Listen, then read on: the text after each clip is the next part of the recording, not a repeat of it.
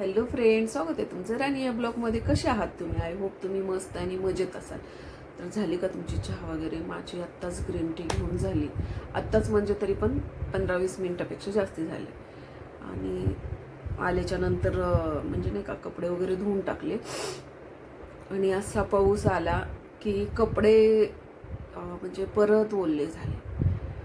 आणि आता कुठं म्हणजे नॉर्मली झालं, जास्ती नाही, पण आला, फास्टमध्ये आला होता. तर पावसाची सुरुवात बहुतेक मेमध्ये असतेच ना, त्यामुळे झालेली दिसते आणि आता असंच राहणार आहे. तर तुमच्याकडे झालं का पाऊस ते पण सांगा. आणि उद्या आहे अक्षय तृतीया. उद्या आता म्हणजे माझी तर शक्यतो खरेदी वगैरे काही नसणार आहे, कारण सध्या प्रॉब्लेम आहेत. परंतु उद्या म्हणजे मी माझ्याकडे माझ्या आईवडिलांना जेवायला घालत असते. म्हणजेच की आत्तापर्यंत मी आमरस आणखीन बनवलेला नाही आहे. तर आमरस पोळी किंवा आमरस पुरी भाजी वगैरे असं बनवत असते मी. आणि नैवेद्य वगैरे ठेवते त्यांच्या नावाने. आणि शक्यतो जमलं तर मला काहीतरी दान करत असते मी. आता बघू उद्या काही होतंय आणि मला कितपत काय जमतं, कारण सगळं घरातलं आवरून वगैरे सगळं परत बाहेर जाऊन थोडंसं काहीतरी घेऊन कुणाला तरी द्यायचं वगैरे असं काही करत असते मी. समजा धान्य किंवा असं काहीतरी देत असते. तर ते उद्या करावं लागेल. आणि इथं जवळपास मला मागे पण एक जणांनी कमेंट केली होती की कुत्र्यांना किंवा राहिलेल्यांना किंवा गाईला वगैरे इथे ॲक्च्युली जर देवाला नैवेद्य केले ना, तर ते नैवेद्य अक्षरशः असेच टाकून द्यावे लागतात. ते गाईला देता येत नाहीत, कारण इथं सिटीमध्ये माणसांना राहायला जागा नाही आहे. तर गाईंना कुठून येणार आहे आणि कुणाकडे गाय असणार आहे? मी असं ज्या ज्या ठिकाणी मंदिरामध्ये सुद्धा जाते ना, तर तिथं सुद्धा गाई नसते एक सुद्धा. आणि खूप मुश्किलीनं म्हणजे क्वचित ठिकाणी भेटतात. आणि तुम्हाला माहिती आहे, बाय चान्स कधी काही झालं, आता एक किस्सा मला त्याच्यावरून आठवतंय म्हणून मी तुम्हाला सांगते. आपण एखाद्या जनावराला काही दिलं, समजा मुख्य आहे जनावर, ते वाया जाण्यापेक्षा म्हणून आपण एखाद्या जनावराला काही खायला घातलं, बरोबर की नाही? तर असं व्हायला नको उद्या त्याला काही झालं तर मग ह्यांनी हे दिलं होतं.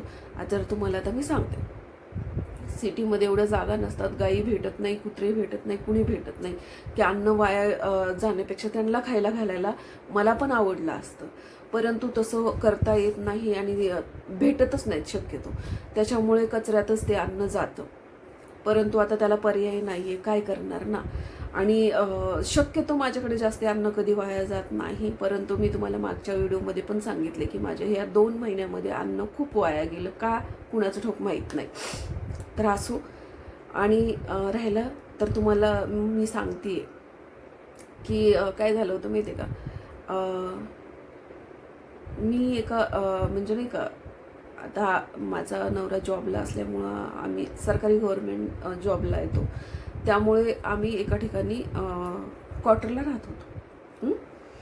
तर तुम्हाला सांगते, खूप मोठा एरिया आसपास, खूप मोठा एरिया होता. आणि मग काय करायचे की तिथंच जॉब करणारा माणूस त्याच्या बायकोला म्हशी घेऊन दिलं त्यानं. आणि तो काय करायचा, दादागिरी करायचा. आणि ते आजूबाजूच्या एरियाला गवत भरपूर असायचं ना, तर तिथं तो आणायला सांगायचा, तिला चार म्हणायचं इथं आणून, आणि थोडी दादागिरीच करायचा. म्हणून त्याच्या कोणी वाटेला जात नसायचं. तर तुम्हाला सांगते झालं काय, एका लेडीजला म्हणजे तिथल्याच आमच्या क्वार्टरच्या राहणाऱ्या लेडीजला नखाला जखम झाली. बघा, ते काहीतरी म्हणतात नखाला होतं ना, ते झालं. आणि तिला खूप पेन व्हायचं. आणि कुणीतरी सांगितलं की जनावराच्या नाकामध्ये बोट घालायचं. कुणी असं सांगितलं, कुणाला माहिती, मला तर ते माहिती पण नव्हतं.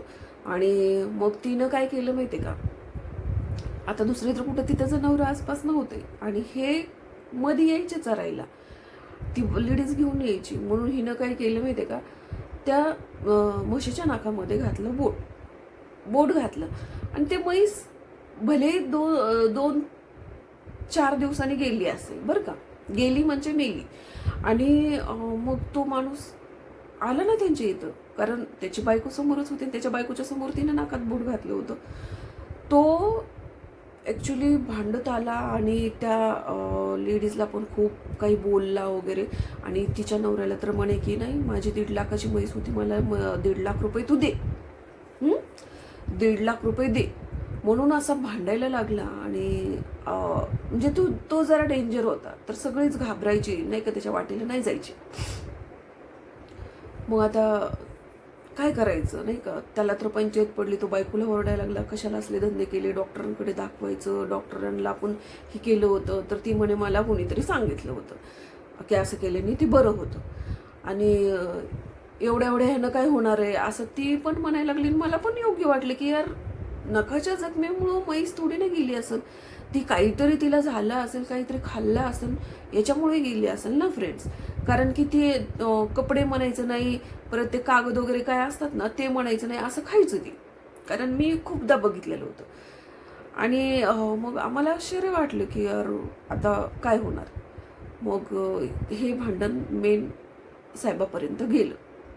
तो म्हणे नाही, ह्यानं जर माझे 1.5 लाख रुपये नाही दिले तर मी याचं काही ना काही करणार, नुकसान म्हणायचं. मग तो होता तसा म्हणून तो पण घाबरला की आता हे काहीतरी करेल.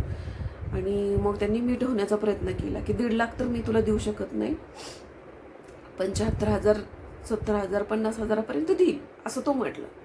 त्याने 50,000पासून स्टार्ट केलं, परंतु तयारच होत नव्हता. 1.5 लाख म्हणायचा. आणि मग त्या साहेबांनी वगैरे त्याला सांगितले की उगीच नको हे करू म्हणे, त्याला पण लहान मुलं वगैरे आहेत, आणि एवढे सगळे पैसे तुला जर त्यानं दिले तर त्याचा 2 महिन्याचा पगार, म्हणजे नाही का 2-3 महिन्याचा पगार जाईल म्हणे, ते बिचारा खाईल काय. मग तो परत साहेबांनी हे केल्याच्या नंतर तो तयार झाला की ठीक आहे म्हणे, 1 लाख तरी द्यायला सांग. 1 लाख. तो म्हणे 1 लाख नाही, हे बघ मी 75,000 देणार तुला, माझी चूक नाही आहे, पण तरी पण मी तुला देणार, कारण मला हे प्रकरण वाढवायचं नाही आहे. आणि ॲक्च्युली फ्रेंड तसंच झालं माहिती का, त्या माणसाने 75,000 रुपये दिले. बापरे, इतकं मला आश्चर्य वाटलं. म्हटलं काय लोक आहेत ना, म्हणजे दादागिरी, दंडशाही, हुकुमशाही करून आपले कामं काढून घेतात. म्हणजे बघा ना, तिनं केलं कधी, 4 दिवसाने ती म्हैस गेली. जर ती एवढंच भयानक असतं म्हैस जाणे इतकी, तर ती स्वतः त्या लेडीजला काही झालं नसतं का हो, तिला का तिच्या तर बोटाला होतं, काही झालं नसतं का. परंतु बघा ना, तेवढ्या ह्या कारणामुळं त्या माणसाने त्याच्याकडून 75,000 घेतले, परंतु ती म्हैस दुसऱ्याच कारणाने गेलेली होती. नंतर त्यांचे म्हणजे कसं, आता तुम्हाला माहिती आहे, आजूबाजूला राहणारे लोक सांगतात काय झालं होतं, काय नव्हतं झालेलं. तर ह्यांनी काहीतरी म्हणे की भात देऊ नये म्हणे, तर ह्यांनी राहिलेला शिळा भात कुठून तरी आणलेला म्हणे, ती म्हशीला ठेवलं, आणि ती म्हैस त्यावेळेसपासून ती म्हैस नुसती अशी गुरगुरायची, फेस तोंडाला फेस यायचा, आणि ती मानच टाकून दिली, असं काही झालं वाटतं. मग ह्यांनी आपलं स्वतःचं नुकसान झालंय, आता मग ते दुसऱ्यांकडनं कसं वसूल करायचं, म्हणून त्यांनी 4 दिवसांनी येऊन परत आमची म्हैस तुमच्यामुळे मेली म्हणून त्यांच्यावरती घातलं. म्हणजे हे असा पण प्रकार होतो. म्हणून तुम्हाला खरं सांगू का, मला ना ह्या गोष्टी आता काही करायच्या म्हटलं ना की अशी मनातून इच्छा होत नाही की यार आपण काहीतरी म्हणजे नाही का, आता आपण जो नैवेद्य देणार गाईला तो ताजाच असणार आहे, बरोबर की नाही, आणि त्याच्यावरती नैवेद्यावरती आपण एकदम थोडंसं सगळं ठेवलेलं असतं, बरोबर आहे. परंतु समजा आपण ते खायला घातलं आणि 2 दिवसांनी त्या जनावराला काही झालं तर त्याचं बिल आपल्याच नावाने फाडतील ना ते लोक, म्हणून ते करायची सुद्धा इच्छा होत नाही, तुम्हाला सांगते. आणि राहिला प्रश्न कुत्र्यांचा, तर सिटीमध्ये तुम्हाला माहिती आहे मोकट कुत्रे फिरू देत नाहीत, लगेच कैद करून घेऊन जातात, त्यामुळे कुत्रे पण नसतात. आणि पाळीव प्राणी असतात तर ते त्यांच्या घरामध्ये असतात, आणि ते पाळीव प्राण्यांचं, कुत्र्यांचं कसं असतं, वेगळं जेवण असतं. त्यांना हे असं शिळ्या भाकरी, तुकडे वगैरे हे असलं काही चालत नसतं, आणि खायला पण घालत नाही. राहिला प्रश्न गाई वगैरे, तर त्यांना कुत्रे पाळण्यासाठी जागा आहेत, गाई वगैरे पाळण्यासाठी जागा नाही आहेत. आणि ते पण 30-35 हजार घालून कुत्रे आणलेले पाळण्यासाठी जागा आहेत त्यांना. घरातली माणसं सुद्धा वृद्धाश्रममध्ये नेऊन सोडतील, त्यांच्यासाठी जागा नसणार आहे. पण हे जे नाही का असे इंजेक्शन देऊन पैदा केलेल्या मुके जनावरं असतात ना, जे 30-50 हजार रुपये खर्च करून आणलेले असतात, त्यांच्यासाठी त्यांना जागा असते, कारण ते त्यांच्या उरावर घ्यायला लागतात. तुम्ही म्हणसाल कसं बोलते, हो खरंच आहे, कारण ही मी स्वतः बघितलेलं आहे आणि मी स्वतः अनुभवतीये रोज. त्या कुत्र्याला खायला वेगळं वेगळं असतं, त्याचे पप्प्या घेतात, तो बेडवरती असतो, सगळ्या घरात फिरतो, सगळीकडं हे करतो. आणि ह्यांच्या घरातले म्हातारे माणसं वृद्धाश्रममध्ये असतात. मग ह्यांना मी चांगलं बोलायला पाहिजे अशी अपेक्षा ठेवू नाही ना, बरोबर की नाही. तर हे सिटीमधलं वातावरण खूप वेगळं आहे, खूप वेगळं. लोकांची मानसिकता खूप नीचपणाची झालेली आहे. मुके प्राण्यांना पण जीव लावावा, पण कुठल्या मुक्या प्राण्यांना जीव लावावा जे अशीच पैदाईच झालेली आहे, फिरतायत, त्यांना खायला प्यायला भेटत नाही, त्यांचं पालन पोषण करावं. परंतु 50-50 हजार रुपये घालून विकत आणायचे, ज्या जाती इंजेक्शन देऊन पैदा केलेल्या असतात त्या जाती आणायच्या, आपल्या घरात ठेवायच्या आणि घरातले माणसं बाहेर काढायचे, जागा नाही, करणं होत नाही. त्या कुत्र्याचं शी सू सगळं करायचं, बाहेर फिरायला घेऊन जायचं, त्याला बाबू शोना करायचं, त्याच्या पार तोंडात तोंड घालायचं, तो बेडवर बसणार, सोफ्यावर बसणार, चौकड बसणार. पण म्हाताऱ्या माणसाने कुठं बसलेलं, कुठं हात लावलेलं चालणार नाही. असले नीच वृत्तीचे लोक आहेत आणि मी बघितलेले आहेत असे. माझ्या सोसायटीमध्ये एक अशी म्हणजे मी जिकडे पहिले राहायचे त्या सोसायटीमध्ये एक अशी फॅमिली होती, खूप सुंदर फॅमिली. तुम्हाला सांगते, ती इतके छान म्हातारी होती, दोघं पण. ते घरात मुलांना सांभाळायचे, घरातला सगळा स्वयंपाक वगैरे करायचे आणि ही जॉबला जायची. त्या मुलाला सोडून ही जॉबला जायची, तिचा नवरा जॉबला जायचा. तुम्हाला सांगते, मुलगा 5 वर्षाचा होईपर्यंत मी स्वतःच्या डोळ्यांनी बघितलेले, कारण मी तिथंच राहिला होते. तो मुलगा जन्मल्यापासून 5 वर्षाचा होईपर्यंत सासू सासऱ्यांची गरज भासली, त्याला लहानाचं मोठं करेपर्यंत. एकदा का तो खेळायला लागला, खायला लागला, राहायला लागला, स्कूलमध्ये चालला की त्यांना त्याची गरज वाटली नाही. कुत्र्याचं पिल्लू आणून घरात सांभाळलं आणि घरातले सासू सासरे वृद्धाश्रम मध्ये नवऱ्याला सोडायला लावले. 2 ते 4 महिने हा विषय आमच्या घरात चालायचा सतत. त्यांनी असं केलं, त्यांनी असं केलं. अरे यार, तुम्ही मेहरबानगी माना, तुम्ही किती चांगल्या सुना भेटल्यात तुम्हाला. माझ्या सासूचं सांगते, माझी सासू आम्हाला त्रास देते, दोघींना पण, त्या जावेला पण त्रास देते. आम्ही कधी असं मनामध्ये पण विचार नाही आणला की यार ही म्हातारी कटकट करते, हिला इथून हाकलून देऊया, हिला कुठेतरी नेऊन सोडूया. नाही, कारण संस्कार महत्वाचे असतात. आपल्या आईवडिलाचे संस्कार आणि आपले आईवडील नाही आहेत, हे जी जाणीव असते ना ज्या माणसाला, तो माणूस असे निर्णय घेत नाही. मी कधीही तोंडातून शब्द काढलेला नाहीये की माझ्या सासू मला त्रास देते तर तिला गावाकडे सोड, किंवा तिला गावाकडे नेऊन हे कर, किंवा तिला कुठेतरी नेऊन सोड, असं मी कधीही तोंडातून शब्द सुद्धा काढलेला नाही. का? कारण मला जाणीव होती माझे आई वडील नाहीयेत. यार, आई वडील किती महत्वाचे असतात. चल जाऊ दे, सासू आहे, त्यांच्या लेकरांना त्यांची गरज आहे, जशी की मला माझ्या आई वडिलांची गरज भासते. म्हणून मी कधीही विचार आणलेला नाहीये मनामध्ये. तर तुम्हाला सांगते, आज पण माझ्या मनामध्ये तो विचार येत नाहीये, कारण तिनं मला एवढं परेशान केलं, त्रास दिला, एवढंही केलं तरी सुद्धा नाही. परंतु मला असं बाकीच्यांचं तुम्ही बघता ऐकता त्याच्यावरून तरी शहाणं व्हा की तुम्ही तुमच्या सुना किती चांगल्या आहेत आणि तुम्ही त्यांना त्रास देता, परेशान करता, त्यांना सोडून दे म्हणता, त्यांना घर सोडून जायला मजबूर करता, इतकं परेशान करता तुम्ही. तरी पण तुम्हाला असं म्हणजे अजून पण तुमचे डोळे उघडत नाहीयेत का? तुम्हाला वृद्धाश्रममध्ये जाऊन डोळे उघडणार आहेत? आणि ते कोण? आता माझा तर काही संबंध येणार नाहीये त्यांच्याशी. तुम्हाला माहितीये का, मी सांगते, नक्कीच माझी लहानी जाऊ नक्कीच हे काम करायला तिच्या नवऱ्याला मजबूर करणार बघा तुम्ही. कारण ना खूप भयंकर डेंजर सासू आहे माझी, खूप परेशान करते. आणि तिला म्हणजे आता जसं मी वेगळी झाले ना, तसं तिच्यावरती सगळं हे झालंय ना, त्यामुळे आता तिला खरी परिस्थिती माझी कळायला लागली. ती म्हणते ती कधीतरी फोन करते ना, चोरून फोन करते मला, तर ते म्हणते ताई खरंच तुम्ही एवढे वर्ष कसं काढले, मला लय अवघड झाले म्हणते. ती नवऱ्याच्या मागे लागली आहे वेगळं हो म्हणून, माहिती का. पण तो इथं नसतो, तो बाहेर असतो जॉबला, म्हणून तो तिला म्हणतो की मी माझी इथं बदली करेपर्यंत तू वेट कर, बदली केली की आपण नक्कीच वेगळं हो. मग विचार करा की एकतर ही वेगळं होतील किंवा वृद्धाश्रममध्ये माझ्या सासूला पाठवतील, आणि पाठवायलाच पाहिजे, त्याच लायकीची आहे. कारण एक गेली आहे आपली घर सोडून, आपल्या असल्या कारस्थानमुळे किंवा आपल्या मुलाच्या असल्या त्रासामुळे, आपल्या त्रासाला कंटाळून ती गेलेली आहे. आता हे दुसरी सोबत तरी नीट राहावं आणि तिला तरी जगू द्यावं, एवढं पण कळत नाही का तुम्ही सांगा. दुसऱ्यांचं बघतात, दुसऱ्यांचे 4-4 महिने चर्चा करतात, त्यांनी असं केलं, त्यांनी असं केलं. त्याच्यावरून तर शिका ना की तुमच्या घरातले लोक चांगले आहेत, तुम्हाला कुठं पाठवत नाहीत, तुम्हाला कुठं पाठवण्याचा विचार करत नाहीत, बरोबर की नाही.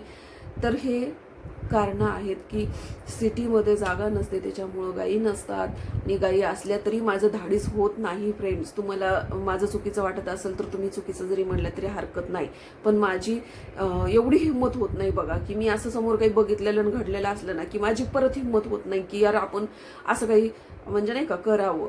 आणि ते घास वगैरे जे असतात ना काढलेले, ती सुद्धा तुम्हाला सांगते मी खोटं बोलत नाही, मी वरती टेरेसला नेऊन ठेवते की जेणेकरून कुठल्या ना कुठला पक्षी, कावळे वगैरे, कबूतर माझ्याकडे जास्ती टेरेसला येतात तर ते खाऊन जातील.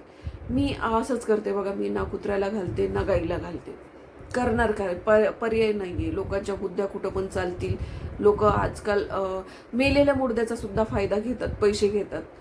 तुम्हाला सांगायचं उदाहरण म्हणजे ॲक्च्युली खोटं बोलत नाही, म्हणजे काय झालं माहिती आहे का, मुलाला गाडीनं उडवलं, मुलगा गेला, मुलगा कायमचा ह्या जगातून गेला, आणि एकुलती एक मुलगा. परंतु तो मुलगा गेल्याच्या नंतर समोरच्या पार्टीकडनं ह्यांनी पैसे घेऊन ते मिटवलं मॅटर. केस केल्या, ते केस वगैरे मागं घेण्यासाठी त्या लोकांनी रिक्वेस्ट केली, तर ह्यांनी पैसे घेऊन मिटवले. का हो, त्या पैशांनी मुलगा आला का, आणि त्या पैशांनी तुम्हाला समाधान लागेल का, तुमच्या मुलाचा जीव देऊन तुम्ही पैसे मिळवले, असंच अर्थ होतो की नाही बघा तुम्ही सांगा. म्हणजे म्हणून मला आश्चर्य वाटतं की यार लोकांच्या कशा बुद्ध्या झालेल्या आहेत ना. आपलं माणूस गेले, पैसा एवढा महत्वाचा आहे का त्यांच्यासाठी? आहे ना पैसा महत्वाचा, मी नाही म्हणत नाही, परंतु आपला मुलगा गेलाय, त्याचा जीव गेलाय, आणि आपण त्या समोरच्या माणसाकडनं पैसे घ्यायचे का बरं? आणि मिटवायचं त्रासच मिटवायचं, त्याला सोडून द्यायचं की चल यार आपला मुलगा गेलाय ना, तर हा त्या म्हणजे आपला मुलगा त्या मुलात बघायचा की चल तुला जाऊ दे, तुझं जीवन तू जग बाबा, म्हणून असं सोडून दिलं तर काय फरक पडतो फ्रेंड्स? ते पैसे कायमच्या आयुष्याला जातात का हो? आणि ते पैसा तुम्हाला लाभल का हो? की तुमच्या मुलाचा जीव गेलाय आणि त्याच्या जीवाची परतफेड म्हणून तुम्ही पैसे घेतले. असे लोक बघते मी तेव्हा मला खरंच तुम्हाला सांगते, म्हणजे त्यांच्या बुद्धीवरती पण मला कीव येते, आणि त्यांच्या ह्या अशा वागण्यावरती पण मला असं वाटतं की का लोक असं करतात, की मेलेल्या मुर्द्याचा सुद्धा फायदा कसा उचलायचा हे फक्त ह्या लोकांकडून शिकायचे. पहिले लोक असे नव्हते अहो, पहिले लोक खूप चांगले होते, एवढा विचार, एवढं पैशाला महत्त्व देत नव्हते, माणसाला महत्त्व द्यायचे. आणि जे लोक म्हणतात ना की तोंड गोड असल्यानंतर माणसं जवळ येतात, तर ते तुमचे चुकीचे भ्रम सोडा. असं नाहीये. आजकाल पैसा जवळ असला तर माणसं जवळ येतात, तोंडाची गरज नाहीये लोकांना आजकाल. तुमच्याकडे पैसा भरपूर असला ना, आपोआप तुमच्याकडे माणसं येतात. तर चला, मला तुम्हाला जास्ती बोलायचं, जास्ती हे करायचं गरज नाही वाटत, आणि माझे व्हिडिओ असेच असतात, एकाच मुद्द्यावरती नसतात. मला जसे जसे सुचतात तसे मी ॲड केलेले असतात. तर चला, भेटूया पुढच्या ब्लॉगमध्ये. तोपर्यंत मस्त खा, स्वस्त राहा आणि आपली काळजी घ्या. तर चला, परत एकदा तुम्हाला आकितीच्या खूप साऱ्या शुभेच्छा, अक्षय तृतीयाच्या खूप साऱ्या शुभेच्छा तुम्हाला व तुमच्या परिवाराला. तर व्हिडिओ आवडला असेल तर लाईक आणि सबस्क्राईब करायला विसरू नका. तर भेटू पुढे. Bye bye. तोपर्यंत काळजी घ्या.